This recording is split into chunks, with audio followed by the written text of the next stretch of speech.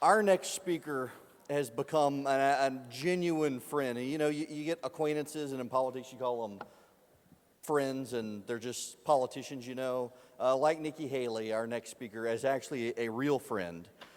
And he does something, he's the only, and I've known a lot of politicians. He's one of the very few who does something. I'm gonna put him on the spot here and just tell you something that I've seen firsthand for myself. The 14-year longest-serving governor in Texas keeps little pieces of paper where he encounters people on the campaign trail or out and about, and if they need prayer, Rick Perry's praying for him, and he writes them down to remind him, and that's a sign of strong character in my book. I know Rick Perry, and I know his wife. I know their heart. I love the guy. I really do. Texas created 1.5 million jobs while Rick Perry was governor, when the rest of the nation combined lost 400,000. The fact of the matter is that the Obama recovery is actually the recovery of our next speaker, but for whom there would have been no recovery. Governor Rick Perry of Texas.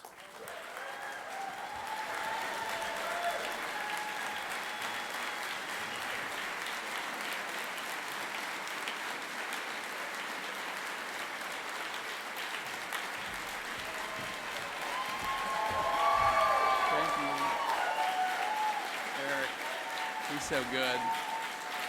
Oh man, hey, I told Eric, I was up late last night. Not as late as I wanted to be, but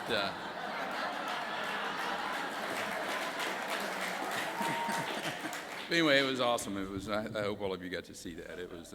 Eric, I want to say thank you, brother, for the work that you have done for the cause of conservatism. This guy has been a voice for all of us, and just an amazing and steadfast friend.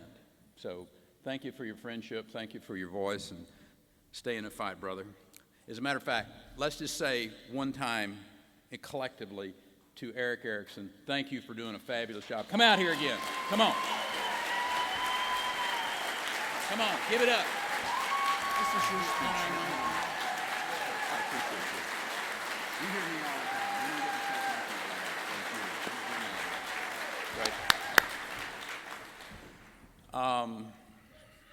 Love you. I want to talk about an individual who I really greatly admire, and I look around in those places in life where you can gain inspiration. And I think the most consequential president that this country ever had. He was a man who he transcended the pettiness of his time in order to preserve this union. Abraham Lincoln turned to Scripture when he declared that a house divided itself cannot stand. It was Lincoln who insisted that the Capitol Dome be finished in the midst of the Civil War. It was a symbol of this undying devotion to the Union at that very, very trying time in our country. Lincoln was not one to suffer fools either.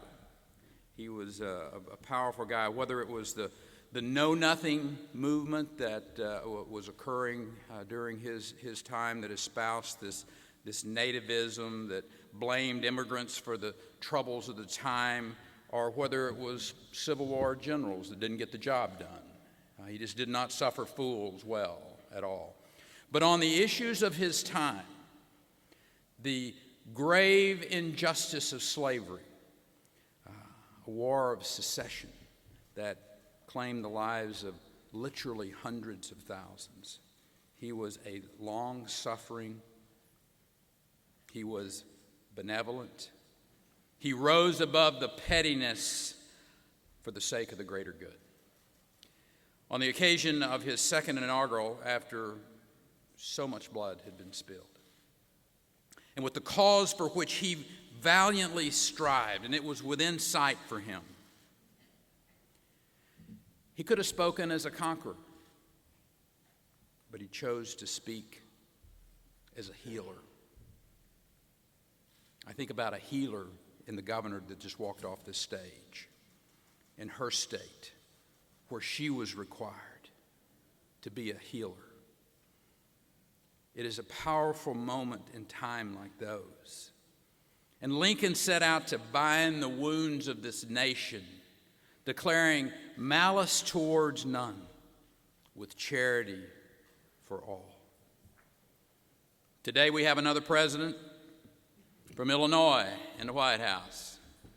That's about where the similarities end.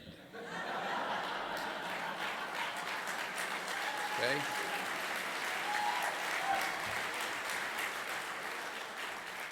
He has become a divider in chief, slicing and dicing this electorate, whether you have a different creed or a different income, a different gender, instead of showing a willingness to work with Republicans after the trouncing that his party took in 2014. He offered a closed fist instead of an open hand. He's issued these lawless executive orders. Now he wants to bypass Congress with this agreement with the Islamic Republic of Iran. And instead of speaking to the legitimate concerns of those who oppose that agreement, he speaks dismissively and derisive of us, even declaring the Republican caucus in common cause with the Iranian hardliners. The fact is, this presidency has become the imperial petulancy. That's what he has become. He has become our nation's chief cynic, demonizing the opposition at every turn, seeking political advantage instead of political consensus. In the face of such deep cynicism in the White House, we who are running for president have a choice: to match him eye for eye with our own inflammatory rhetoric, or to turn the other cheek. Begin the process of turning the page on this failed presidency by offering uniting and healing for this nation.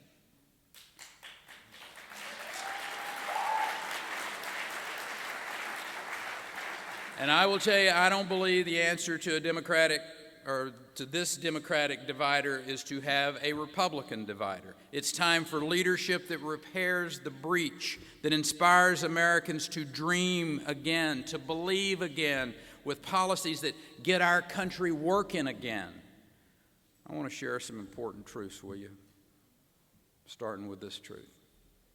We do not have to settle for a world in chaos or an America that shrinks from its responsibilities. We don't have to apologize for American exceptionalism or Western values. We don't have to accept economic policies that leave behind the middle class and leave millions of Americans without even the hope of a job.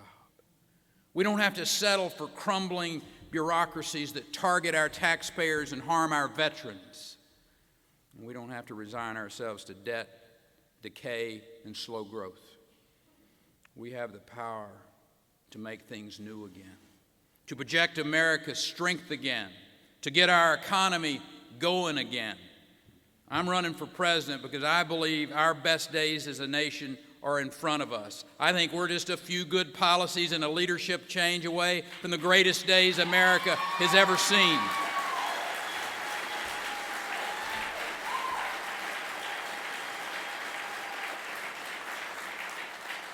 And you know what the answer is. This isn't rocket science. It's growth. This country is ready to grow.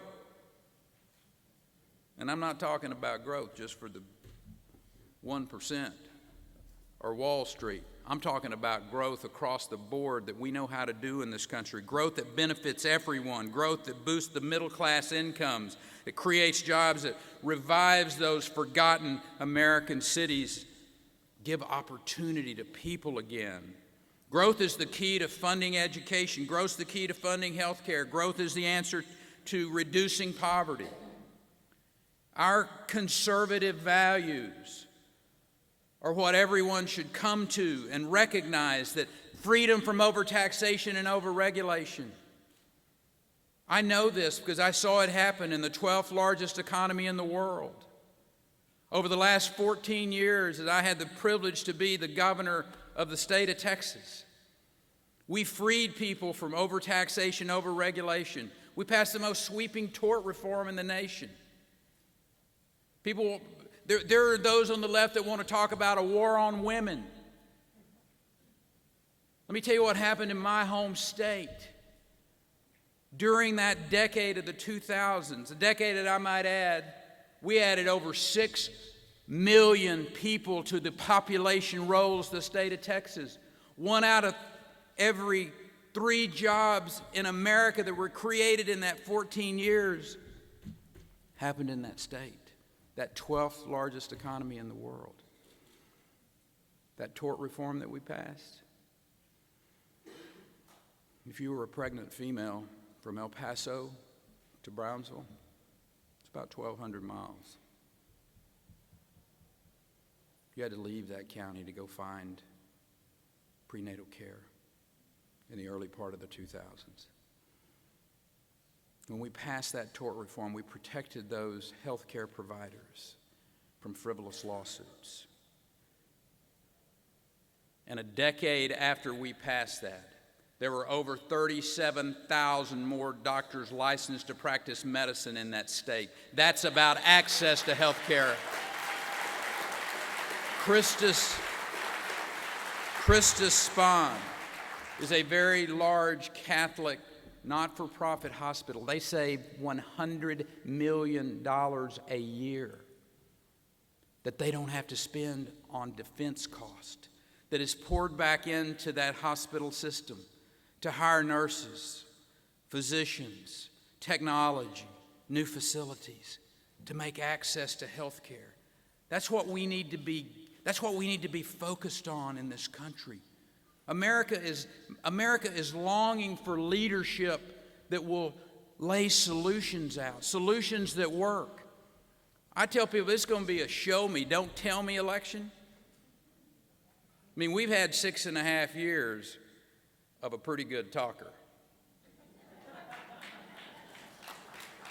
A young, inexperienced United States Senator that has gotten America in the ditch now, economically, foreign policy-wise.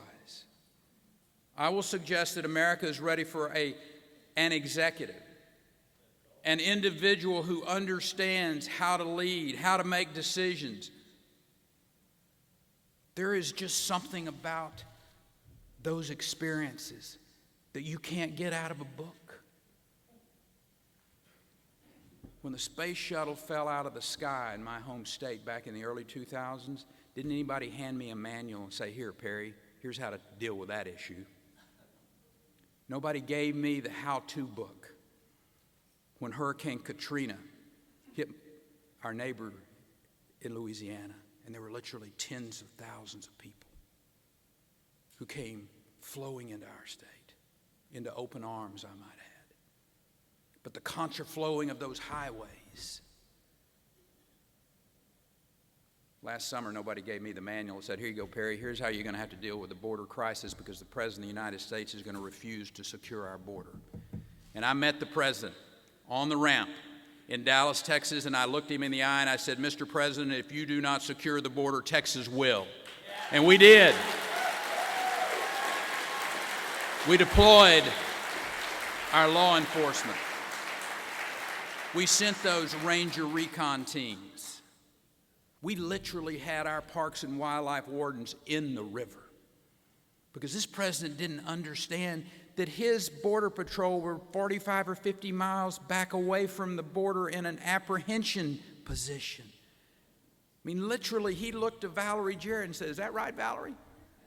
I said, "Mr. President, let me share you something. I know what's going on the border. That's exactly what's happened. I know how to secure that border. You put the personnel in the right places. You have the strategic fencing in place, and you use aviation assets from Tijuana to El Paso to Brownsville, it's 1,933 miles, looking down 24/7 with technology that we have available today that tells us exactly what's going on, and if it's suspicious, if it's clearly illegal, quick response teams to go and shut it down.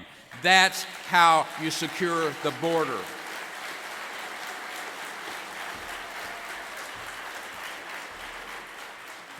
When we surged last summer, we saw a 74% decrease in that region of the border where we surged our law enforcement. Nobody gave me a manual last September when Ebola came into this country. It happened to come in to our state. It could have just as well come to Atlanta. It could have come to Charlotte, but it came to Texas. And the country got to see what leadership looks like. I don't remember if you recall, the president took literally weeks to name his Ebola czar. Remember who it was? It was an individual who used to be the spokesperson for a former vice president of the United States. I asked Dr. Brajois, a brilliant doctor with an extraordinary background of dealing with these types of issues. And his number two was the head of our Department of Health, who was an infectious disease expert. Americans were confident that there were competent individuals, and we addressed that issue. That's what America longs for. America longs for someone in that Oval Office every day that has the experience, that you know how they're going to respond. Our allies need somebody in that office that they know when there is a red line crossed, that adversary will pay a price, and we will be there with our... It is time for us to stand with our great friend Israel again and never let light show between them.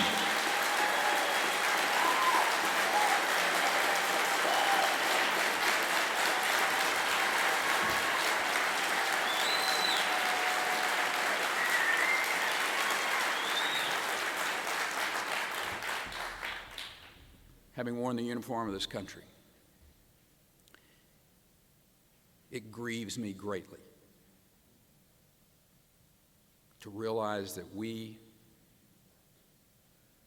are at a point with our personnel in the United States Army at its lowest level since 1940. We got one fighter in production. We're down to 10 carriers. Heritage Foundation says we need at least 13. And you think about what's going on in the South China Sea today. You've got China that's over there building these artificial islands, some 3,000 acres they built in the last 18 months.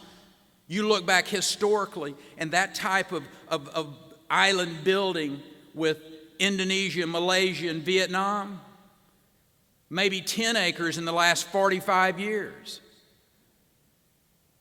This is one of the most important sea lanes in the world. The amount of commerce that goes on in the South China Sea is an extraordinary,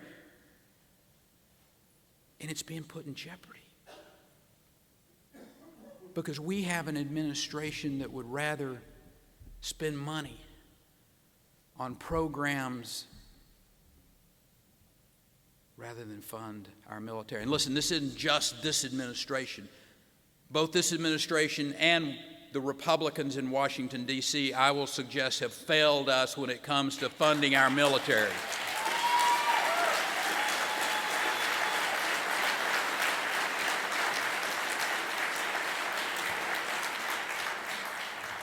We need leadership that's going to seriously address these deficits.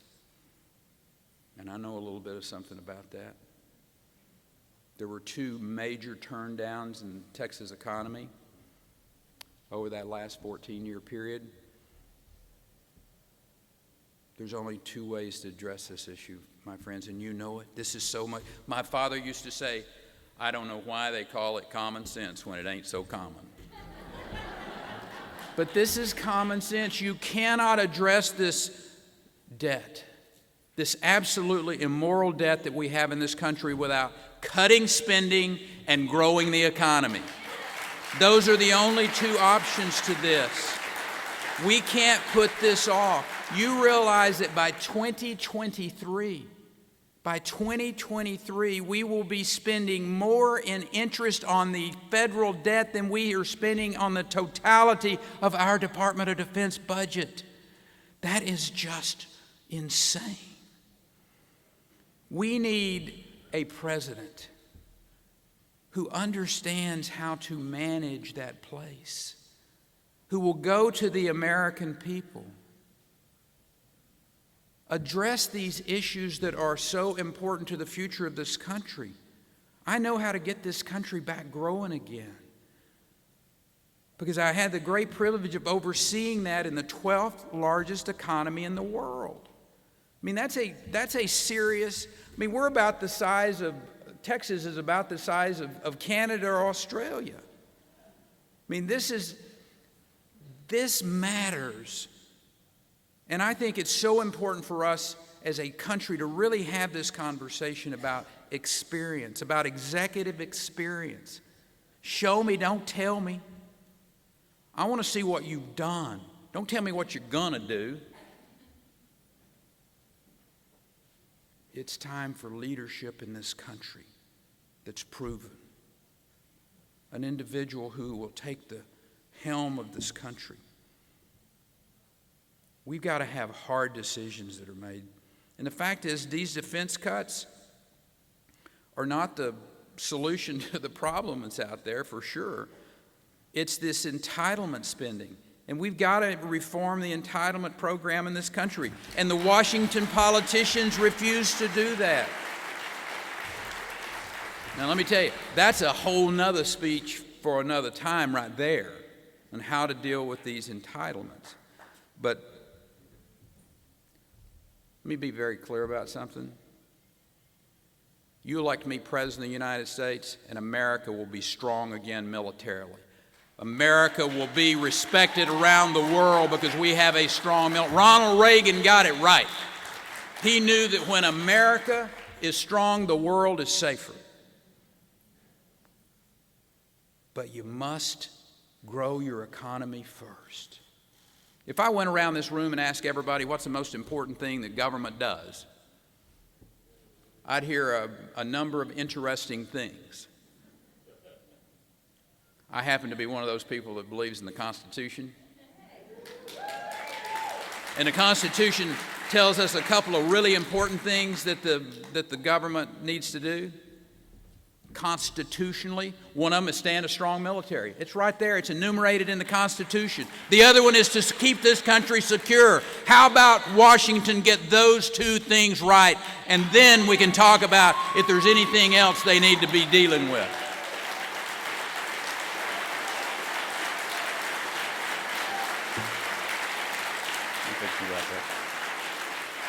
I want to share with you two things. You know the job creation story that occurred in Texas over the last 1.5 million jobs from the end of 2007 through 2014. 1.5 million jobs. The rest of the country lost 400,000 jobs. I told you we added 6 million people to the population rolls of Texas. You know what that 6 million people relates to? A lot of pickup trucks. Right? Well, you think about that. Those 6 million people, they came to that state to work. And they bought vehicles, and they're driving. We built more new lane miles of road in that decade than any other state in the nation. And what else does that tell you? Exhaust, non-point source pollution. When you add to that also that we have the largest refining capability on that Gulf Coast and the chemical facilities that we have down there, that's emissions, right? Going up into the air. Oh, and by the way, Houston is down there on a latitude that is really conducive for ozone production. So everything that I've just told you, all three of those, I would suggest those on the left would say, boy, the air must really be bad in Texas. Here's the facts. Nitrogen oxide levels are down by 62.5%. Ozone levels are down by 23%. And no matter where you are in the whole climate change issue, CO2 levels are down by 9%. Wasn't that the point? But a Republican did it with incentive-based regulations, so they refused to go parrot that anywhere. But we did it by putting incentives into place to change from old dirty burning engines into fleet engines that were clean burning. We changed over to the natural gas from older dirty burning plants. We can do this, America. We don't have to strangle this country with these EPA regulations and this president that's going to destroy the coal industry in this country because he's got some... We can do this. Our future is so bright, and I want to lastly leave you with this, and it's the reason that the conservative philosophy needs to be embraced by the same people that Abraham Lincoln helped free. The African American community ought to take a look at the last 40 years of the liberal policies and really have a legitimate conversation about how that's turned out for them. Or they can look to a place like my home state. I don't think there's anything more powerful that I can tell a family than I'm going to graduate your child from high school and I'm going to let you keep more of your money. And there's going to be a job waiting for you. There's nothing more important than that I can tell them, that we care about you, that these conservative policies. In 2003, Texas was 27th in the nation in high school graduation rates, about in the middle of the pack. Not bad, big state, very diverse population. Ethnically diverse, it's diverse geographically, it's diverse culturally and economically. So 27th in the nation is pretty good. High number of English as second language population in those schools, but I didn't think it was good enough. And we started putting policies into place starting in 2003. We had the largest incentive pay program for teachers in America. We expanded charter schools by a substantial margin, and we started testing our young kids in the 4th and the 8th grade in math and reading. So when we saw that they were having problems, we intervened quickly, and were able to get them back on track. Let me tell you what the results of that was in a short 10-year period of time. Texas is now home to the second highest high school graduation rates in America. And if you are African American or if you are Hispanic, you are home to the #1 high school graduation rates for your ethnicity. That's what people care about. That's the kind of leadership that we can bring to this country. And oh, by the way, we did that without taking any of that race to the top, no child left behind, or Common Core. That's why America needs a president that trusts the people, that trusts the states. You elect me your president, and I will assure you the 10th Amendment will live again in the Oval Office in Washington, D.C. God bless you, and thank you for letting me come.